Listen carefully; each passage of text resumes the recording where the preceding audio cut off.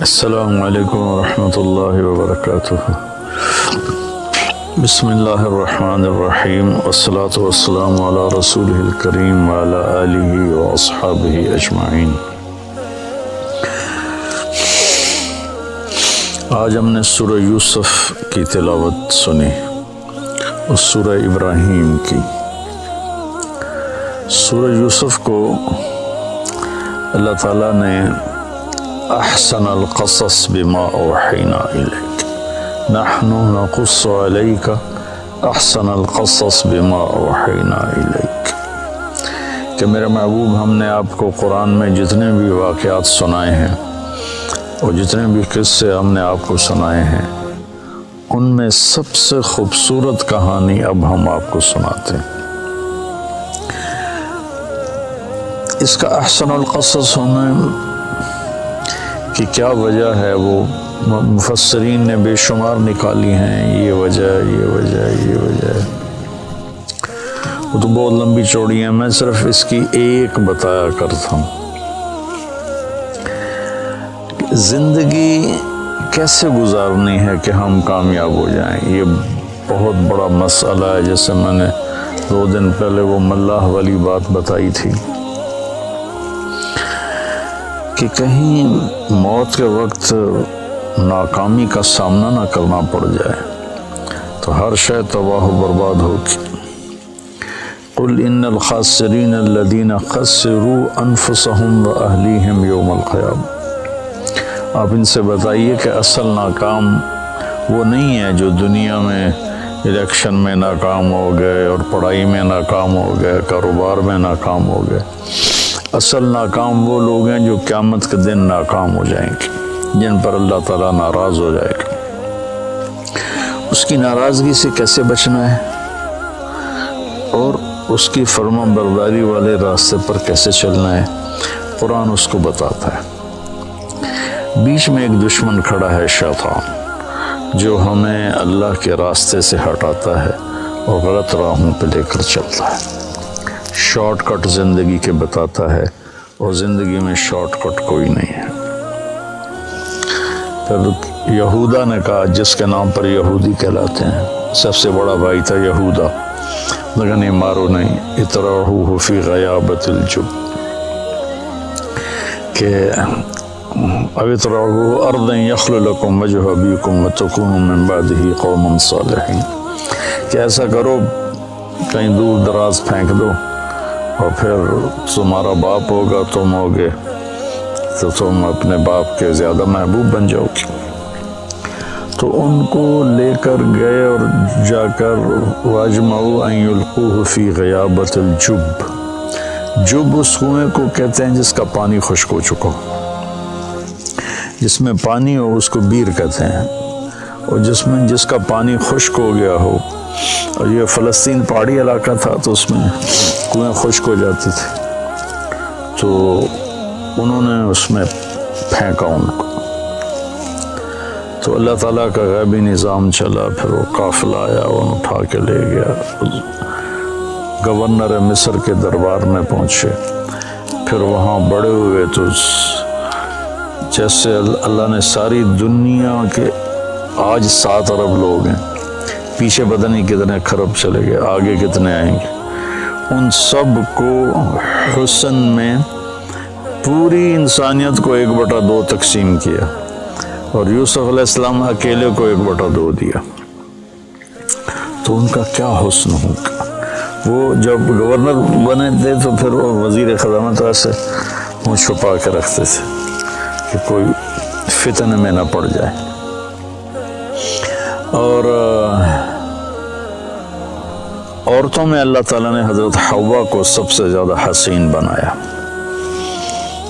ان کے بارے میں بس اتنا تھا، سب سے زیادہ حسین بنایا، لیکن یوسف علیہ السلام کے بارے میں اعطی شطر الحسن، کہ آدھا حسن سارا دے دی۔ تو زلیخا کا امتحان آیا،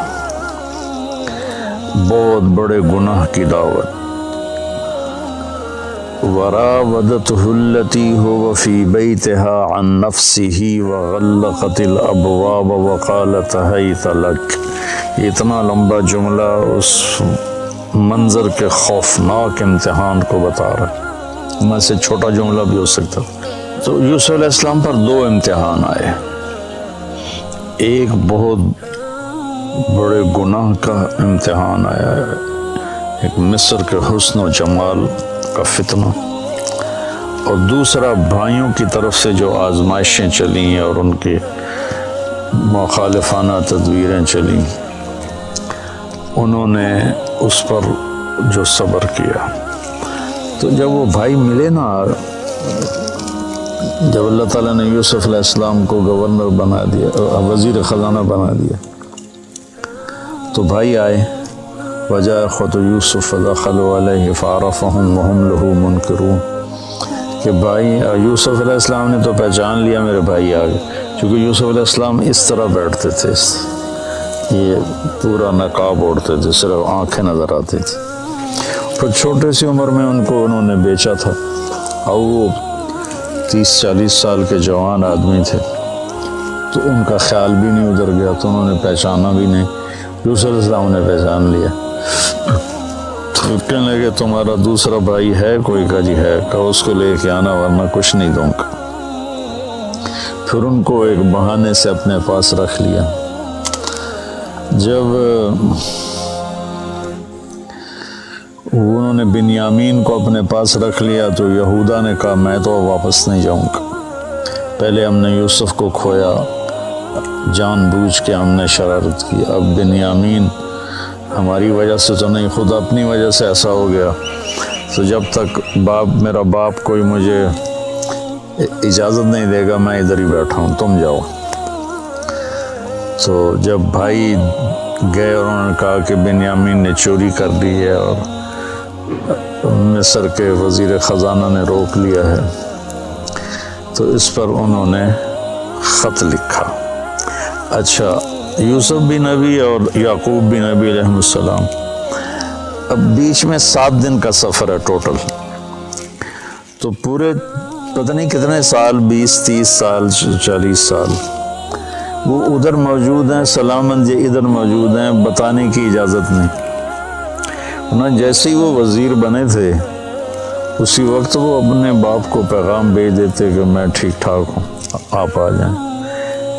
اللہ کی ادھر بھی وحی آ رہی تھی کہ نہیں بتانا، اور یعقوب کے لیے بھی تھا کہ ان کو بھی نہیں بتانا۔ وَبِيَضَّ عَيْنَاهُ مِنَ الْحُزْنِ فَهُوَ كَظِيمٌ، آنکھیں ان کی چلی گئیں روتے روتے، اور غصہ پیتے پیتے پیتے پیتے وہ پھول کے مشکیزہ بن گئے۔ کظیم، کاظم اس مشکیزے کو کہتے ہیں جو پانی سے فل کر کے ٹائٹ کر کے بند کر دیا جائے۔ جتنے بھی سال بھائیوں نے یعقوب علیہ السلام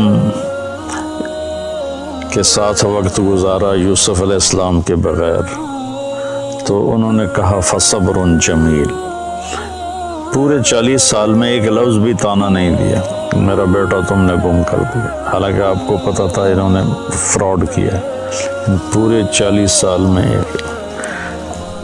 پھر خط لکھا عزیز مصر کے نام کہ میں یعقوب بن اسحاق آپ سے مخاطب ہوں، ہم نبیوں کی اولاد ہیں، ہم چور نہیں ہیں، ہم پر بہت زمانے سے آزمائش کی چکی چل رہی ہے۔ پہلے میرے چچا کو اسماعیل کو، ان کو بھی باپ لکھا، پہلے میرے باپ کو چھری کے نیچے سے نکالا گیا، پھر میرے بیٹے کو مجھ سے جدا کیا گیا، آج 40 سال ہو گئے، مجھے اس کا کچھ پتہ نہیں ہے، تو نے اس کے بھائی کو روک لیا، وہ میرے غم کی تسلی تھا، مہربانی کرو میرا بھائی واپس کر دو، میرا بیٹا واپس کر دو۔ یہ خط جب یوسف علیہ السلام نے پڑھا تو ان کا دل بھی بھر آیا اور آنکھیں بھی، تو اللہ کی طرف سے اجازت ہو گئی کہ بتا دو، اور اوپر سے بھائی بھی پہنچ گئے۔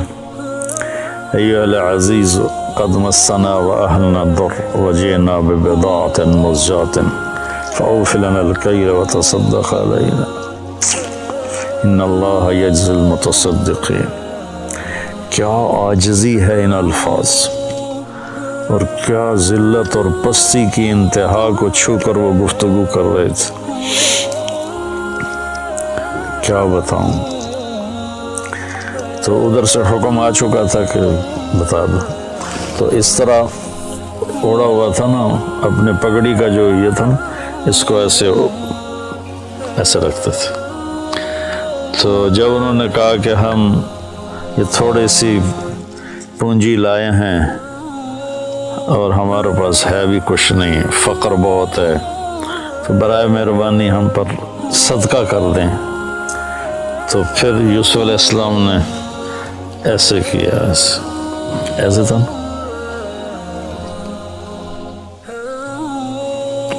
هل علمتم ما فعلتم بيوسف وأخيه إذ أنتم جاهلون۔ سبحان اللہ، کیا نبی کے اخلاق ہیں۔ کیا تمہیں کچھ خبر ہے جو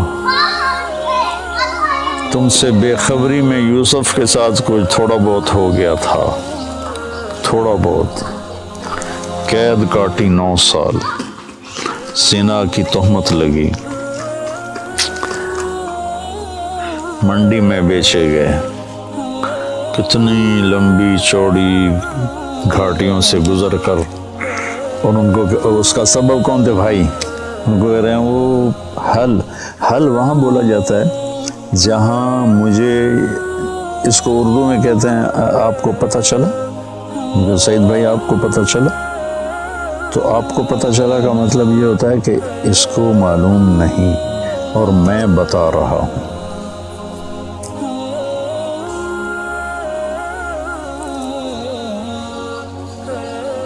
یہ جہاں زیب کا بیٹا فوت ہوا تھا عبداللہ، تو میں آیا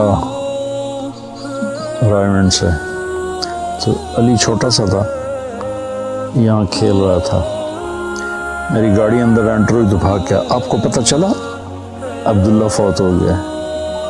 وہاں سے میں نے حل کا مطلب سیکھا کہ حل اتاک حدیث الغاشی، آپ کو پتہ چلا جو چھا جانے والا دن ہے وہ کیسا ہے۔ تو حل وہاں بولا جاتا ہے جہاں یہ ہو کہ بھائی مولوی حذیفہ کو جو میں بتا رہا ہوں اس کو معلوم نہیں، تو حل آپ کو کچھ پتہ چلا، جنہوں نے کیا ہی سارا بربادی قدم قدم پہ سازے، ان کا حل علمتم ما فعلتم، فعلا کا جو صیغہ ہے یہ غیر ارادی حرکت کے لیے ہوتا ہے، جیسے میرا یہ میں پاؤں ہل رہا ہے نا، یہ غیر ارادی حرکت ہے۔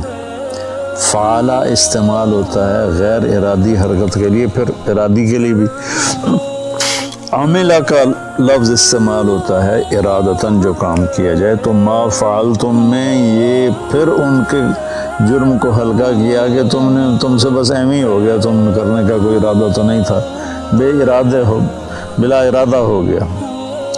اذ انتم جاہلون، وہ بھی بے خبری میں ہو گیا، تمہیں اصل میں پتہ نہیں تھا۔ حالانکہ یہاں عبارت جو بنتی قد علمتم، تمہیں خوب خبر تھی، ما ظلمتم، جو تم نے ظلم کیا، بیوسف و اخیہ، یوسف اور اس کے بھائی پر جو تم نے ظلم کیا، اذ انتم عامدون، اور تم نے جان بوجھ کے یہ سارا کچھ کیا، تم نے پوری بدنیتی کے ساتھ کیا، تو اس کا بالکل الٹ لے کر آئے حل علمتم، آپ کو کچھ پتہ چلا ہی ہوگا، آپ کو تو میرے خیال میں معلوم نہیں، تو میں آپ کو بتاتا ہوں ما فعلتم، جو تھوڑا بہت یوسف کے بارے میں آپ سے ہو گیا، وَأَخِيهِ، اور اس کے بھائی کے بارے میں، اذ انتم جاہلون، جو آپ نے بے خبری میں کیا، آپ کا ارادہ تو نہیں تھا۔ تو اب جو اس وقت ان کا امپریشن بنانا، اس کو جو قرآن نے بیان کیا، کمال کر دیا۔ وہ تو انہوں نے غور سے دیکھا، پھر ایک دم ان کے اندر خوف پیدا ہوا کہ یہ یوسف ہے۔ پھر شک پیدا ہوا کہ نہیں یوسف کہاں ہے، یہ تو مصر کا وزیر خزانہ بیٹھا ہوا ہے۔ تو شک اور خوف اور امید، یہ دو تین کیفیتیں ان کے اندر بن گئیں جو متضاد قسم کی تھی۔ ان کو جو قرآن ادا کرتا ہے اس کے جو الفاظ ہیں، ایک تو ان تحقیق کے لیے ہوتا ہے، انکا یہ شک کے لیے ہوتا ہے، انت یوسف خوف ہے کہ بھائی ہوں آیا ساڑھو تے سوٹا تو یوسف ہے۔ تو میں اس ایکسپریشن کو اپنے انداز میں جو سمجھو میں اس کو بیان کیا کرتا ہوں، انکا انت یوسف، انکا انت یوسف۔ مجھے بڑا مزہ آتا ہے اس آیت میں کہ کس طرح اللہ نے مختلف کیفیات کو جمع کر، میں اس کو چہرے پہ لانے کی کوشش کرتا ہوں۔ انک انت یوسف، تو نے کہا انا یوسف وہذا اخی، میں یوسف ہوں، یہ میرا بھائی ہے، قد من اللہ علینا۔ اب یہ سورہ یوسف کا خلاصہ دو لفظ ہیں، اور یہی دو لفظ پورے قرآن کا خلاصہ ہیں، پوری زندگی کا خلاصہ ہیں اور کامیاب زندگی کا خلاصہ ہیں کہ انہو من یتقی ویصبر فإن اللہ لا یضیع اجر المحسنین۔ کہ میرے بھائیو، زندگی کے راہوں میں جو تقوی اور صبر کو ساتھی بناتا ہے وہ ضائع نہیں ہوتا، وہ کامیاب ہوتا ہے۔ تو تقوی میں اشارہ تھا زلیخا کے قصے کی طرف کہ بہت بڑی دعوت آئی حرام کی، اور اس میں اللہ نے ان کو اتنا استقامت بخشی اور اس نے سارے دروازے بند کیے تھے، وہ دوڑے، دروازے کھلتے چلے گئے، اللہ کی قدرت سے تو کھلتے چلے گئے۔ تو تقوی سے مراد تھا اس زلیخا کے مکر سے بچنا، یعنی جتنے بھی گناہوں کا راستہ ہے اس سے بچنا تقوی۔ یصبر میں اشارہ تھا بھائیوں کے ظلم کو برداشت کرنا۔ آپ اندازہ لگائیں جب بھائی اور یعقوب علیہ السلام سارے آ گئے تو یوسف علیہ السلام کارگزاری سنانے لگے کہ میرے ساتھ کیا ہوا، تو کارگزاری شروع اس سے نہیں سنائی کہ بھائی سامنے تھے اور شرمندہ ہونا تھا انہوں نے۔ لقد من اللہ وقد احسن بی اذ اخرجنی من السجن وجاء بكم من البدو من بعد ان نزغ الشیطان بینی وبین اخوتی ان ربی لطیف لما یشاء۔ اب جی میں جیل میں چلا گیا تھا، یہاں سے کارگزاری شروع کی، مجھے انہوں نے نکالا، میں نے راستے میں مارا اور مجھے باندھا، پھر باندھ کے کنویں میں پھینکا، پھر میں ڈول میں بیٹھا، پھر مجھے انہوں نے چند کوڑیوں میں بیچا، پھر میرے اوپر زنا کی تہمت لگی، سارا حذف کر دیا کہ یہ شرمندہ ہوں گے، میرے بھائی شرمندہ ہوں گے۔ کامیابی کا یہ راستہ ہے، ہم لوگ مال بناؤ، سیاست کرو، ہیرا پھیری کرو، حرام راستوں سے پیسے بناؤ اور اپنی واہ واہ بناؤ، یہ ہم پوری دنیا کے انسانوں کا اس وقت یہ راستہ بناؤ۔ تو سورہ یوسف میں قرآن نے نا کہانی سنا کر ایسے سارے رازوں سے پردہ اٹھا دیا ہے کہ من یتقی ویصبر، گناہ راستے میں آئیں گے تو تقوی، آزمائشیں راستے میں آئیں گی تو صبر، فإن اللہ لا یضیع اجر المحسنین، اللہ کبھی ان کے اجر کو ضائع نہیں کرتا ہے۔ تو پورے قرآن کا خلاصہ اگر میں کہوں یہ دو لفظ ہیں، اور سورہ یوسف نے ان دو لفظوں پہ آ کے تھم کر کے وہ ہتھوڑا مارا ہے پوری دنیا انسانیت کے دماغوں پر، جن کو پتہ ہی نہیں ہے کہ زندگی کا مقصد کیا ہے، بنانے والا کون ہے۔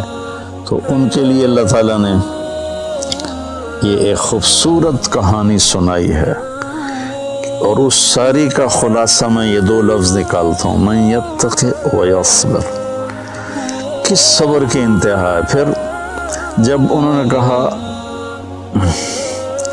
تاللہ لقد آثرک اللہ علینا من کنا لخاطئین، اللہ کی قسم اللہ نے تمہیں ہم پر عزت بخشی، ہم خطاوار ہیں۔ تو بھائیوں نے کیا کہا؟ اب یوسف علیہ السلام نے کیا کہا؟ لا تثریب علیکم اليوم یغفر اللہ لکم وہو ارحم الراحمین۔ لا تثریب ہوتا ہے میں عدالت میں کسی پر دعویٰ کرتا ہوں اور وہ دعویٰ ثابت نہیں ہو پاتا مجھ سے، تو عدالت اس کو کہتی ہے لا تثریب علیک، آپ پر کوئی دعویٰ ثابت نہیں ہو سکا، آپ بری ہیں باعزت۔ تو یوسف علیہ السلام کہہ رہے ہیں لا تثریب علیکم اليوم، تم پر تو کوئی جرم ہی ثابت نہیں، تو میں تمہیں کیا کہوں کہ بھئی تم نے یہ کیا۔ یہ یوسف سورہ یوسف ایسے نچوڑ کے نا، جیسے والعصر میں اللہ تعالیٰ نے سارے قرآن کا جوس نکال کے ہمیں 4 چیزیں بتا دی، ایسے سورہ یوسف میں اللہ تعالیٰ نے سارے قرآن کو ایسے 2 لفظوں میں بند کر دیا ہے کہ اپنی زندگی میں تقوی اختیار کرو اور اپنی زندگی میں صبر و اختیار کرو، تو راستے کے سارے رکاوٹیں اللہ تعالیٰ اپنی قدرت سے دور فرما دے گا۔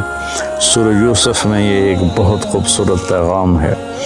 ہم لوگ اپنی زندگی میں یا تو گناہوں میں پڑ جاتے ہیں، جھوٹ، فراڈ، فریب، یا پھر بے صبرے ہو کے غلط راستوں پہ چل پڑتے ہیں۔ تو بھائیو یہ راستہ ہے جس پہ چل کے ہم دنیا بھی بنا سکتے ہیں، آخرت بھی، تقوی اور صبر، تقوی اور صبر۔ السلام علیکم۔